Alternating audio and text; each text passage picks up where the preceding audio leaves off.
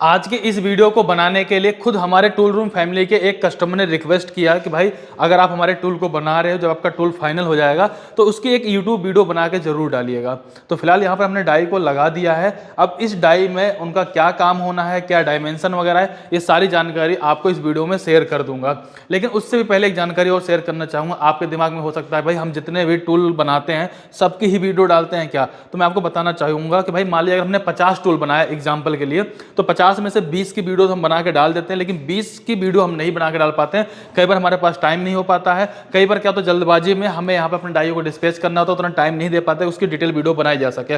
बच्चे जो 10 टूल होते हैं उनमें से सामने से कस्टमर खुद ही मना कर देता है, भाई हमारी वीडियो मत बनाइएगा, हमारी चीज़ों के बारे में डिस्कस बिल्कुल मत करिएगा। तो ऐसी भी कंडीशन बन जाती है। लेकिन मुझे बहुत अच्छा लगा क्या कि सामने से अगर बंदा कहता है भाई हमारी वीडियो बनाना, तो उससे हमें एक सहूलियत मिलती है, चलो यार हम और डिटेल में बता पाएंगे, अच्छे से एक्सप्लेन कर पाएंगे कि हम क्या बना रहे हैं, क्यों बना रहे हैं, कैसे बना रहे हैं। क्या पता अगर आपको उस टाइप का कोई टूल बनवाना हो या खुद से भी बनाना हो तो आपके माइंड में एक आइडिया तो आएगा, हाँ चलो हम ऐसा करके अपनी डाइयों को बना सकते हैं, या फिर कह सकते हैं एक रोड मैप तैयार हो जाएगा, उस टाइप का कोई भी टूल रहेगा आप बना पाएंगे। अगर मैं कंपोनेंट के बारे में बात करूं, वैसे बहुत ज्यादा टेढ़ा मेढ़ा कंपोनेंट बिल्कुल सीधा सा कंपोनेंट। आप यहाँ पे ध्यान से देखेंगे ना, इनका एक डायमेंशन है, ड्राइंग भी है। इसमें होना क्या है कि ये सीट से मतलब पीस को काटना है, इसमें ये होल होने चाहिए, ठीक है, ये वाले होल होने चाहिए, ये वाला होल होना चाहिए, और सीट कटनी चाहिए। उनका मेन मकसद क्या है कि जब वो सीट को इस तरीके से चलाएंगे, जब सीट चलेगी तो साइड से कोई वेस्टेज नहीं जाना चाहिए, यहाँ से कोई वेस्टेज नहीं जाना चाहिए, यहाँ से वेस्टेज नहीं, यहाँ से वेस्टेज, मतलब कोई भी वेस्टेज नहीं चाहिए, और ये होल और एक बार में पीस कटना चाहिए, मतलब शेयरिंग होना चाहिए।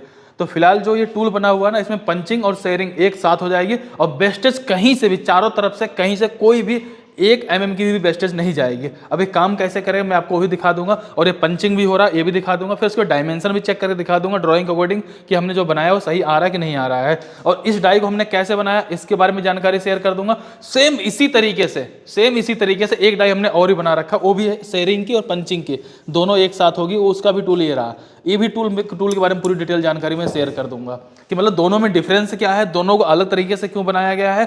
दोनों में अगर हमने अलग बनाया है तो किसी को स्प्रिंग लोडर बनाया है, किसी को हमने फिक्स स्टिपर बनाया, तो वो भी क्यों किया वो भी बता दूंगा आपको। तो एक बार सबसे पहले देखते हैं कि डाई हमारी चलेगी कैसे, पीस निकलेगा कैसे। सबसे पहले आप यहाँ पे देखेंगे डाई हमारी पूरी तरीके से कंप्लीट हुई पड़ी है, ठीक है।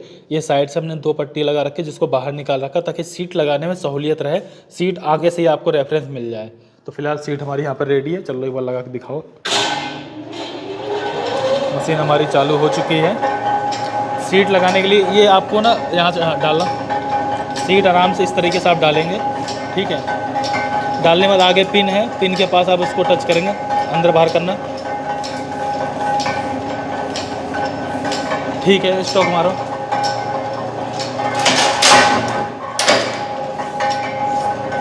अब जैसे आप ऐसा करेंगे ना तो आपको देखो पहले वाले में क्या होगा, ये पंचिंग हो जाएगा, यहाँ पर भी पंचिंग हो जाएगा। अब आगे बढ़ाना है आपको, इसके अंदर पिन है, पिन के अंदर आपको फंसा देना है। ये फिर अगली पंचिंग हो जाएगी और फिर पीस कटना चालू हो जाएगा। पहले वाले पीस में आपका ये वेस्टेज जाएगा, आप चाहे पहले वाले पीस में जाए चाहे फिर बिल्कुल एंड वाले में जाए, इसके अलावा आपका कहीं पर कोई भी वेस्टेज नहीं जाएगा। चलो अब आपका देखो यहाँ पे फाइनल पीस कट के निकल चुका है। अब जैसे जैसे आप आगे बढ़ाते जाएंगे पिन में फंसता जाएगा और पीस कटता जाएगा, बस रहने दो। तो अभी इस तरीके से पीस आपका कटता जाएगा और पंचिंग होती जाएगी। तो अभी आप यहाँ पे ध्यान से देखिएगा, तो पीस हमारा यहाँ पर निकल चुका है, ठीक है। अब क्या है कि इस साइड से हमें कुछ भी कटिंग नहीं करना है, ना इस साइड से कटिंग करना है, पीस को सिर्फ पार्टिंग करना है, कोई स्क्रैप नहीं जाना चाहिए। और यहाँ पे हमारा पीस यहाँ पर निकल चुका है। अगर मैं इसको ऐसे दिखाना चाहूँ तो कहीं पर कोई बर नहीं है, बिल्कुल साफ पीस निकला हुआ है। एक बार डायमेंशन भी चेक करा देता हूँ, और एक बार थोड़ा सा मैं आपको डाई के बारे में जानकारी दे देता हूँ। पहले क्लियर कर दूँ आपको होता क्या है इसके अंदर। यहाँ पे देखो पंचिंग वाले होल हैं इसके अंदर, ठीक है। यहाँ पर पंचिंग है, यहाँ पर पंचिंग है। जैसे आप सीट को आगे बढ़ाते हो आप पंचिंग कर लेते हो, जैसे उसके आगे सीट बढ़ाओगे इन पिनों में गाइड हो जाता है, इसके बाद पीस यहाँ पे कट जाता है। जैसे सीट आगे फिर दोबारा से बढ़ाओगे पंचिंग होगा, आगे आगे पिन में गाइड करेगा, उसके आगे जाके पीस कट जाएगा। इस तरीके से कंटिन्यू चलता चला जाएगा। आपके पास कितनी लंबी सीट रहेगी, आराम से निकालते हुए आप चले जाओगे। और इसके अंदर जैसे देखो, अगर आपको लगता है कि भाई मुझे सिर्फ शेयरिंग करना है, पंचिंग नहीं करना, तो इसके जो पंच है इसको आप निकाल दीजिए। सिर्फ शेयरिंग करना, सिर्फ शेयरिंग कर सकते हैं। लेकिन इनके कंपोनेंट में इन्होंने हमसे बताया था पंचिंग करना, हमने कहा यार पंचिंग डाई अलग से क्यों बनाए, साथ साथ बन जाएगा तो एक्यूरेसी भी काफ़ी अच्छी आ जाएगी। तो फिलहाल ये काम हमारा यहाँ पर हो चुका है। साइड से हमने प्लेटों को लगा दिया। पिन लगाने में कई बार दिक्कतें होती है ना, जैसे अगर हमने पिन लगा दिया यहाँ पे तो एक गाइड करने में दिक्कत होती है। अब ये बाहर तक निकला हो तो गाइड हो जाने में काफ़ी आसानी है। और यहाँ पर देखा होगा ये हमने हार्ड करवा रखा है, क्योंकि पंच इसके अंदर बार बार चलेगा तो दिक्कत होगी। और यहाँ पे स्प्रिंग डाल रखा है, यहाँ पे स्प्रिंग डाल रखा है, रबड़ भी डाल रखा है। और आखिरकार इसको हमने स्प्रिंग लोडेड क्यों बनाया, मैं आपको थोड़ा वो जानकारी शेयर कर देता हूँ। देखो होता क्या है कि अगर हम यहाँ पे मोटी सीट अगर पंचिंग कर रहे हैं या फिर मतलब कटिंग कर रहे हैं तो कोई दिक्कत नहीं, लेकिन जब पतली करते हैं तो उसमें बैंड होने के चांसेस ज़्यादा होते हैं। जैसे जो पीस निकल रहा है अभी आप यहाँ पे देखोगे तो पीस बिल्कुल सीधा निकल रहा है, पीस में कहीं पर कोई भी मतलब बैंडेज वगैरह नहीं आ रहा है। वो इसी वजह से पहले स्प्रिंग आती है, फिर स्टीपर प्लेट आती है, पहले सीट को दबाती है, फिर पंचिंग और कटिंग होता है। अगर यही मोटी सीट हो तो चलो एक बार के लिए चल भी जाए, लेकिन पतली सीट के लिए हमेशा कोशिश करो स्प्रिंग लोडेड बनाओ, ताकि आपका जो सीट है वो दबा करके फिर कटिंग करेगा तो आपका पीस बिल्कुल साफ सुथरा सही आएगा। डायमेंशन भी एक बार चेक करवाना जरा।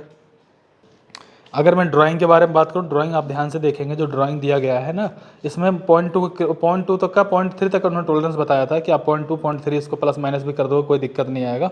तो फिलहाल इसको 20 का साइज़ चाहिए था, हमने ये ड्राइंग बना के शेयर किया था सामने। अब एक बार पहले इसकी चौड़ाई चेक करो लगभग कितनी आ रही है। तो ये 20 के मतलब 20 पकड़ लो, इसको 20 के आसपास आ रही है, ठीक है। और इसमें होल का एक बार साइज़ चेक कर लो। होल का साइज़ क्या है, ये नीचे वाले बड़े वाले 7 के डायमीटर, ऊपर वाले जो आपके हैं वो कितने के हैं, 4.5 के हैं। चेक करना, ये ठीक है 4.5 ये आ रहा है आपका, ठीक है। अब इस वाले को चेक करो, ये 7 आ रहा है कि नहीं आ रहा है, तो ये 7 आ रहा है। तो जो डायमेंशन है लगभग वो सारी सही आ रही है। वो तो मतलब खैर सारा कुछ तो बनाया गया था सिस्टम से ही, तो इसमें कोई दिक्कत नहीं है, पीस आराम से निकल चुका है। अब चलता हूँ मैं दूसरी वाली डाई भी लगा दूंगा, दूसरी वाली डाई को भी बार चेक करवा दूंगा, ताकि आपको दोनों में क्लियरिटी भी हो जाए भाई दोनों को हमने अलग अलग क्यों बनाया, कैसे बनाया हुआ है। फिलहाल मतलब पीस भी सही आ रहा है, डाई जो आपके सामने ही बनी पड़ी हुई है।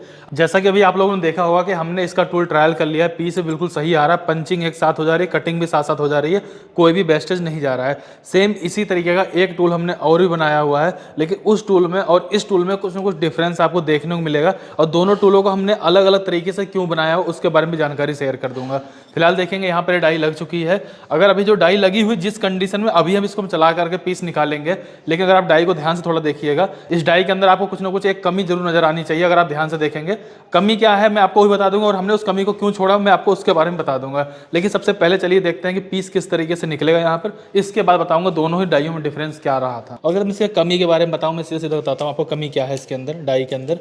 अभी देखोगे ना पंच जो है वो गाइड प्लेट से बाहर है, जबकि ये गलत है। जब भी अगर आप कोई डाई बना रहे हैं, जो ये पंच है आपका हमेशा गाइड के अंदर होना चाहिए। हमारे साथ प्रॉब्लम क्या है, हमें 2 पीस 4 पीस निकाल सिर्फ ट्रायल करना, हालांकि ट्रायल ना भी करें तो भी चलेगा, लेकिन ओवर कॉन्फिडेंस सही नहीं होता है। फिलहाल इसको मैं यहाँ पे ट्रायल करने वाले हैं। जस्ट इसको जैसे ही ट्रायल हो जाएगा, इसके बाद हमें क्या करना है, तुरंत हमें दूसरी डाई भी लगानी है। जब हम दूसरी डाई लगाएंगे इसके लिए हमें बार बार चाल छेड़ना पड़ेगा, इसलिए हम यहाँ पर चाल को कम नहीं कर रहे हैं, ठीक है। लेकिन जब भी आप चलाएंगे तो आपका पिलर बुश और यहाँ पे जो पंच है गाइड के अंदर होना चाहिए। फिलहाल चलो चालू करो।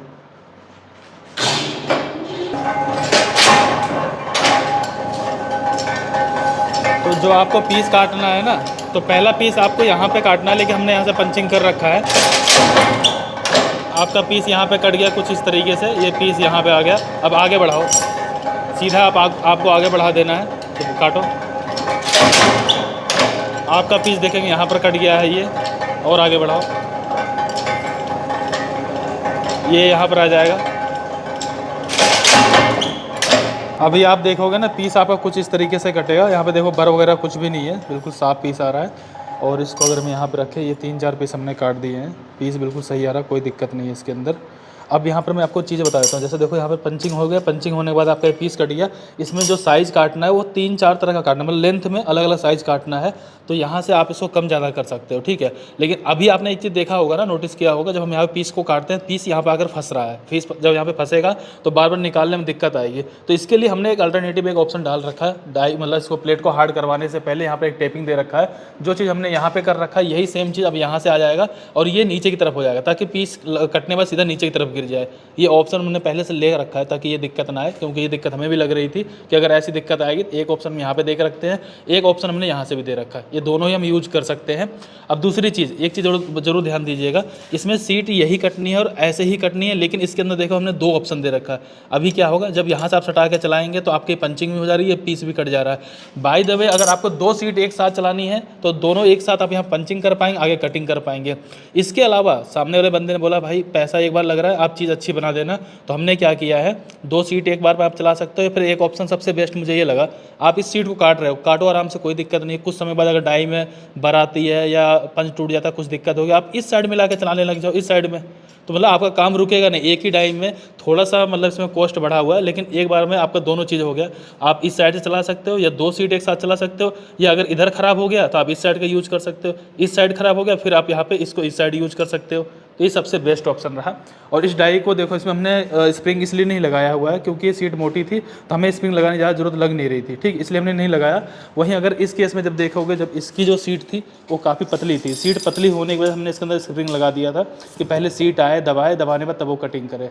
तो यहाँ पर मोटी सीट है इसलिए नहीं इस पर स्प्रिंग लगाया हुआ है। इसके अलावा अगर हम बात कर रहे हैं, जैसे आप सीट इसके अंदर लगाते हो ना, तो कई बार क्या होगा, जब उधर से कटिंग होगा तो सीट आपके उठेगी, उठने का डर रहेगा। उसके लिए हमने यहाँ पर बोल्ट दे रखा है। जैसे मान लीजिए कि आपकी जो सीट रहेगी स्लाइड चली जाए, उसके उसी हिसाब से आप इसको यहाँ पे टाइट कर पाएंगे, ठीक है।